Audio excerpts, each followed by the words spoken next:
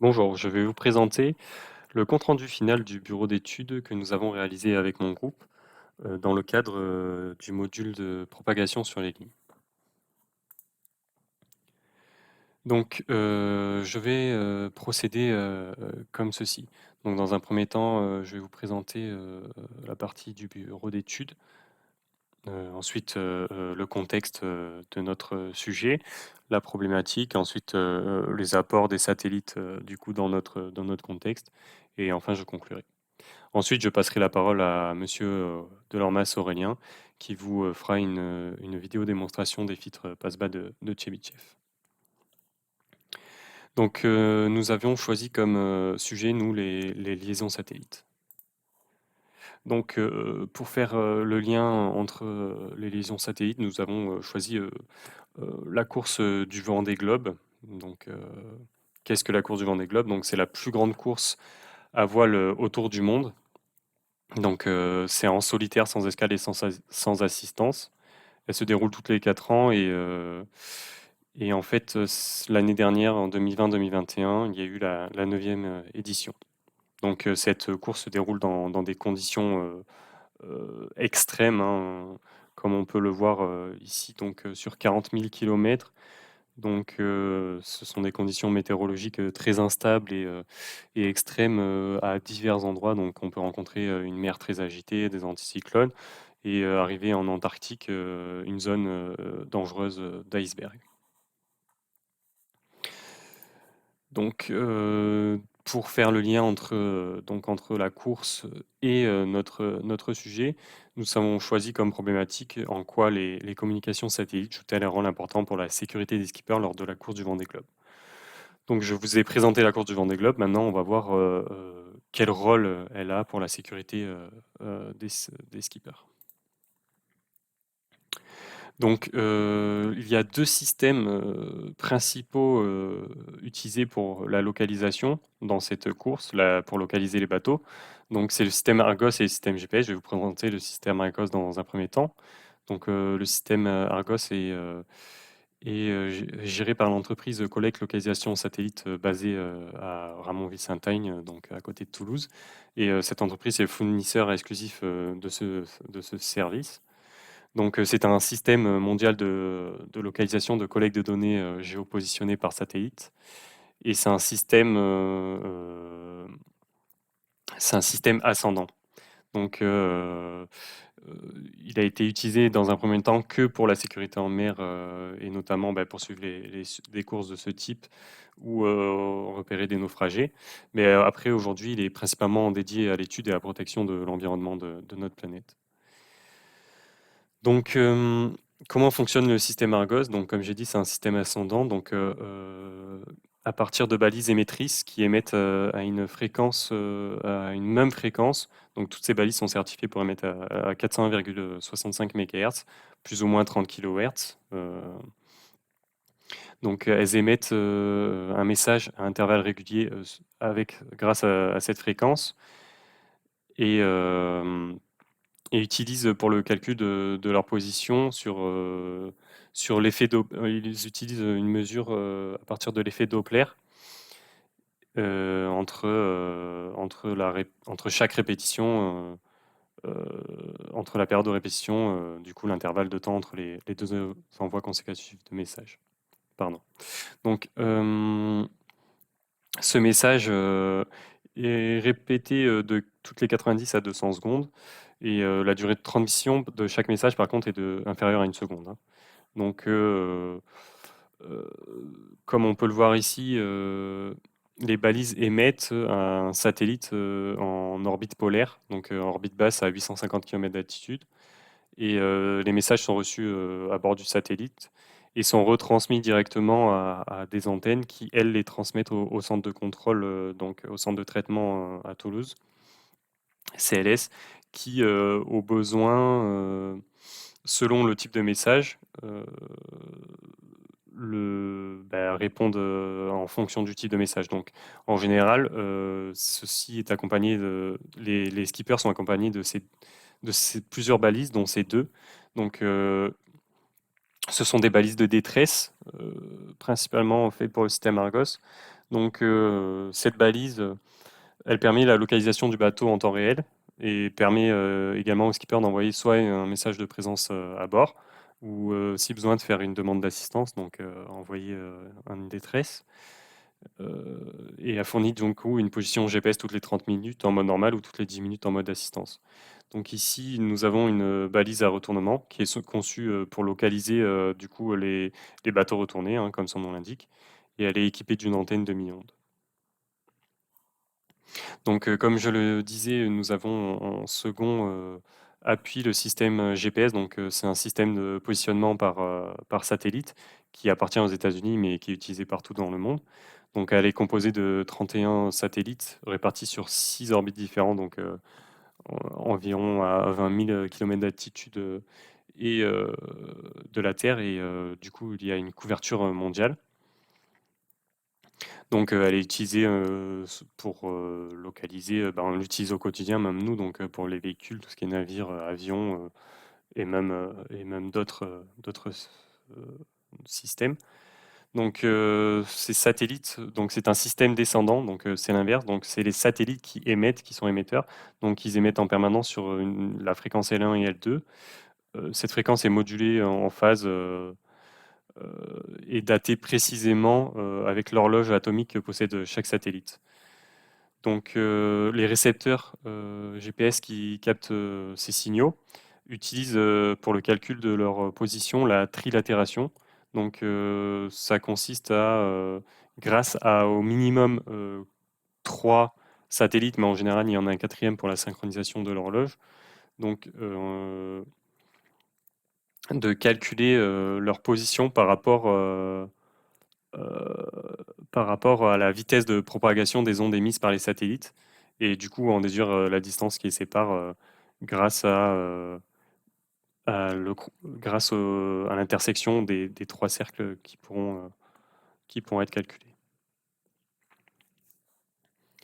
Donc ensuite, nous avons le système de balise de détresse Copas-Sarsat qui est dédié uniquement, du coup, c'est un système qui est dédié à la recherche et au sauvetage. Donc c'est un système de détection, de localisation et de transmission par satellite d'alerte de détresse. Donc c'est un système ascendant comme Argos, et c'est un système international donc qui regroupe 43 pays. Euh, et les balises émettent à une fréquence de 406 MHz à intervalles réguliers. Et, cette fréquence est réservée à ce système sur toute la surface du globe. Et donc, pour couvrir un maximum de surface, il y a deux types de satellites. Donc, les satellites en orbite basse, à basse altitude, ici, comme on peut voir les satellites Léo, ou les satellites en orbite géostationnaire, ici, qui sont à une plus haute altitude. Donc, pour calculer la position, c'est pareil, ça se base sur les techniques de traitement Doppler. Et du coup, voilà, elle fournit une plus grosse couverture euh, des régions polaires.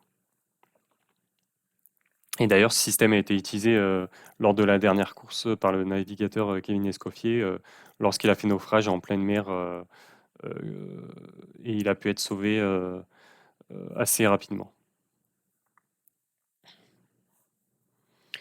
Ensuite, lors de la course, arrivé dans la zone qui est la zone dangereuse autour de l'Antarctique, comme elle est appelée. Donc, le satellite est l'unique moyen de surveiller cette zone. Donc, en plus, les satellites permettent d'avoir une observation même de nuit, donc pour voir la nuit. Donc, c'est aussi CLS qui est en charge de ce système. Donc,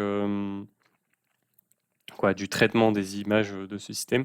Donc, dans un premier temps, euh, les icebergs sont repérés par des satellites altimétriques, donc pour émettre des hypothèses de zones d'iceberg.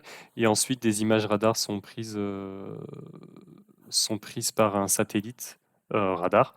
Donc, ce sont des images de 400 km par 400 km, Donc elles sont non interprétables au début, puis ensuite passées dans un logiciel, puis ensuite les opérateurs de CLS précisent et traitent l'image à l'œil nu.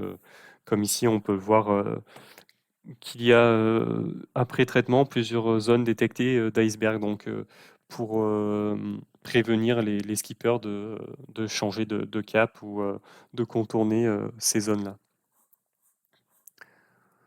Donc ensuite, nous avons l'aide à la navigation, donc tout ce qui est prévision météorologique, donc qui se fait par les satellites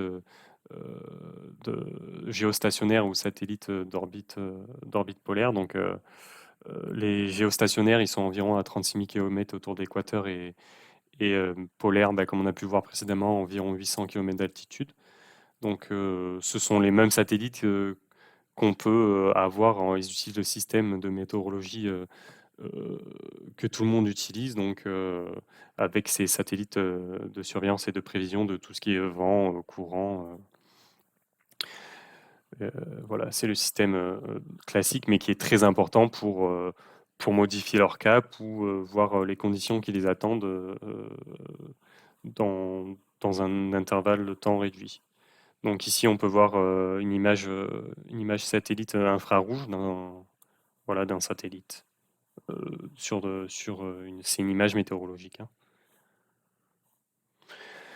Ensuite, une chose très importante, c'est tout au long du trajet de 40 000 km, hein, c'est les communications avec la terre ferme. Donc, que ce soit pour communiquer avec leurs proches, leur équipe ou la direction de la course, euh, ainsi que les médias ou autres, hein. On peut le voir, voilà, ils sont amenés à faire des visioconférences en direct à la télé, des lives. Voilà, ils ont des vacations radio, ils utilisent Internet, les emails, les vidéos, les photos.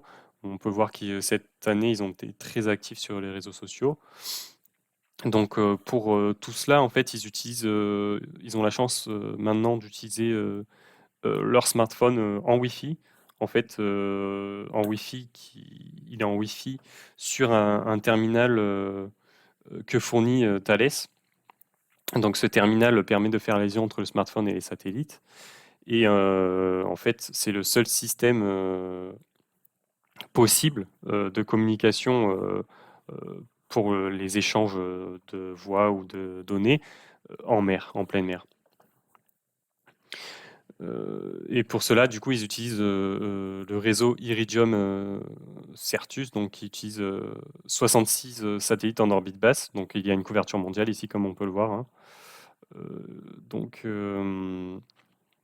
ces antennes satellites, elles sont équipées d'antennes réseau à commande de phase et d'antennes fonctionnant en bande K. Donc le principe, voilà, c'est comme je le disais, le smartphone en Wi-Fi est connecté au boîtier et le boîtier fait le relais avec le satellite et le satellite ensuite envoie aux antennes sur la Terre. Enfin, pour les communications à très courte portée, à courte portée, donc c'est-à-dire avec d'autres navires, donc ça peut être des concurrents ou d'autres navires, hein, n'importe quel type de navire. Ils ont une radio, ils embarquent à bord même deux radios haute fréquence, donc pour les communications si besoin, les communications d'urgence à courte portée. Donc voilà, pour conclure, on a vu qu'il y a beaucoup d'enjeux et ces enjeux sont critiques, hein, tout au long de la course parce que c'est une course de 40 000 km en solitaire et dans des conditions vraiment extrêmes. Donc pour cela, forcément, les skippers ont besoin d'outils performants et de systèmes qui puissent assurer leur sécurité, et on peut le dire, ainsi que leur vie, hein. Et donc de nombreux systèmes et satellites sont utilisés lors de cette course, hein. Plus de 100 satellites sont mis en service pour, euh, pour ça. Donc il y a la géolocalisation, la communication et la navigation, comme on a pu le voir précédemment. Et aujourd'hui, en tout cas aujourd'hui, ce sont les satellites, quoi, la télécommunication par satellite pour cette course en mer et pour la mer, c'est le système le plus fiable et le plus performant. Donc voilà, maintenant je vais passer la parole à Aurélien Delormas qui va vous présenter et vous faire une démonstration de la partie filtre de Chebyshev. Merci. Bonjour, je vais vous présenter le filtre de passe-page GPGChef que nous avons réalisé à l'aide du langage PHP, HTML et CSS. Je vais d'abord vous réaliser un petit test. Alors, nombre de cellules 4, 0,10 dB, 4 GHz, impédance d'entrée 50 ohms. Hop. Et donc, comme vous pouvez voir, les résultats s'affichent à droite. Nous avons les mêmes résultats qu'ici, ainsi que le schéma en dessous qui correspond à ce schéma-là. Hop là. Alors, le programme se découpe en plusieurs parties. Nous avons la première partie, le formulaire, là où nous avons rentré les données. Alors, ce formulaire correspond aux 10 premières lignes, ainsi que la passabilité dans les variables pour la réalisation du programme. C'est dans le formulaire que nous réalisons les tests, pour savoir si les données rentrées sont cohérentes ou non. Ensuite, la deuxième partie qui n'est pas la plus longue mais la plus importante. Ici, nous allons retrouver toute la partie qui est calcul, comme on peut voir dans l'algorithme déposé dans le fichier de rendu. Donc ici, nous avons tout l'algorithme de tous les calculs avec CK et LK à la fin dans un tableau. La partie la plus longue fut la partie HTML, CSS, où nous sommes aidés de Bootstrap pour réaliser un plus joli site et plus agréable à l'utilisateur au regard. Donc toute cette partie n'est purement que pour la décoration, pour le placement des blocs, des divs. À la fin, il y a juste l'affichage du résultat. Donc c'est pour le C1, le C1, L2, C3, L4, RRN, ainsi que pour l'affichage du circuit.